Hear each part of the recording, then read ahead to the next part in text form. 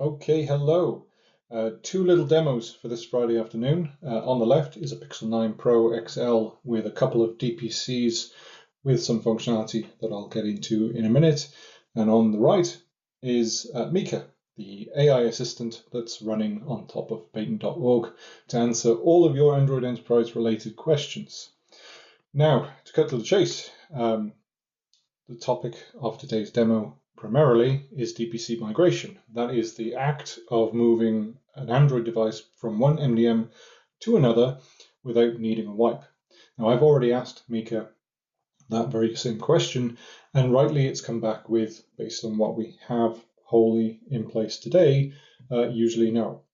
AMAPI, the Android Management API, has a soft migration capability in that it can allow an MDM to transfer a device from the old deprecated Play EMM API, which uses its custom DPC, through to the Android Management API, which uses Google's Cloud DPC.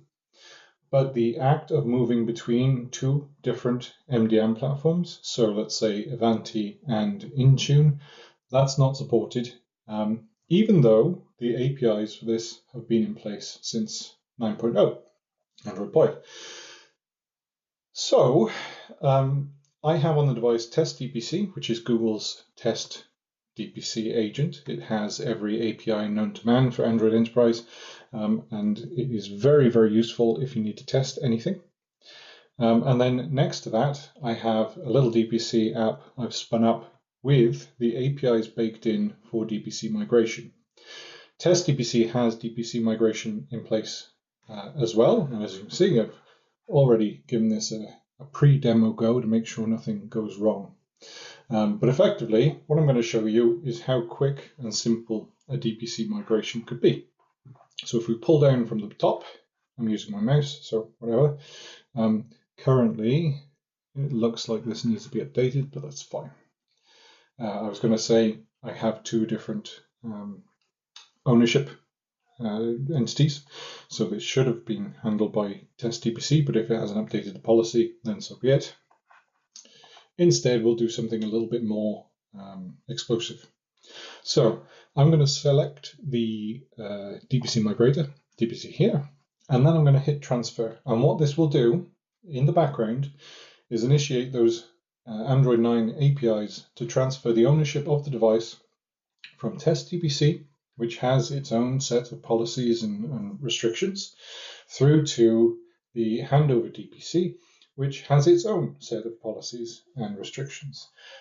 Test DPC will, in fact, push over the current policy that it has applied to the device, so it can be silent and transparent to a user. But I like to see things break. So in place of that, the handover DPC will immediately push out a whole bunch of new stuff. Less talking, let's go.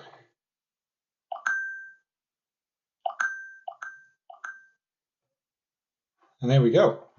So if we look at the notifications, we can see that the DPC migrator, the handover DPC, has immediately installed several applications. And if we look at Test DPC itself, we can see that the device owner has changed. I don't know if it's going to show me any information. Probably not. It did earlier. That is the issue with demos, unfortunately. So I won't focus too much on that. But we can see that device owner has changed. So if we look at the live state, we can see that the handover DPC currently now has device owner. The test DPC transferred that ownership over to the handover DPC, and this is when it applied. We have camera disabled, and obviously we have a bunch of apps. Now, if I refresh that, it should show that all 4 apps were installed. But if you look at that, obviously within a closed, simple environment, as you're looking at here, it was all very quick and very prim and proper, job done, one click.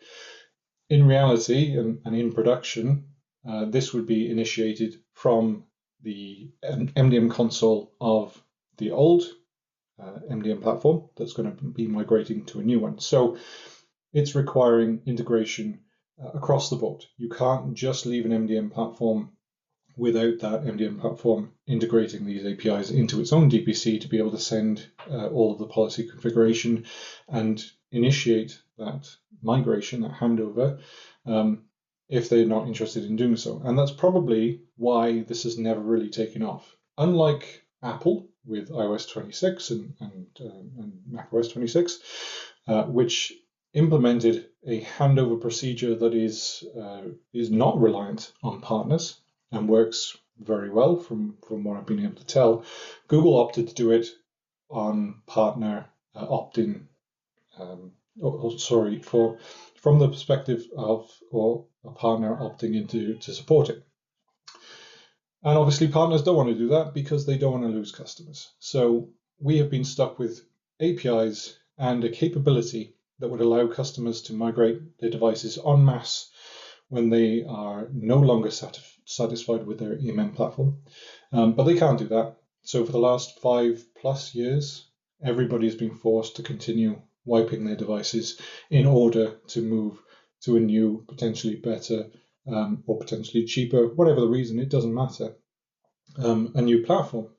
And it's a shame. It's a shame that this has never migrated, or this has never evolved into something that could have helped and benefited the entire Android ecosystem.